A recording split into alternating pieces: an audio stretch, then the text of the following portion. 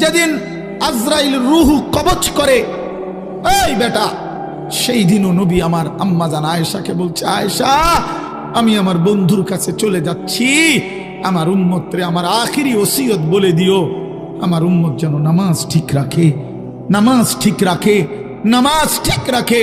বইল, উম্মতরে, তোমাদের নবী শেষ ওসিয়ত করে গেছে, তোমরা উম্মত নামাজ ঠিক মতো পড়ো, তোমাদের নবী জান্নাত ঠিক রাখবে তোমাদের। হায় রে গাদ্দার, কোন মার ঘরে জন্ম নিলি?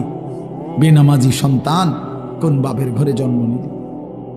কোন মুসলমানের ঘরে জন্ম নিলি? না ফরমান, কেমনে পারলি বাপ এক ওয়াক্ত নামাজ পড়ে এই কুকুর বিড়ালের জিন্দেগি কাটাইতে, এই জানোয়ারের জীবন কাটাইতে কেমনে পারল? হ্যাঁ, কেমনে পারল?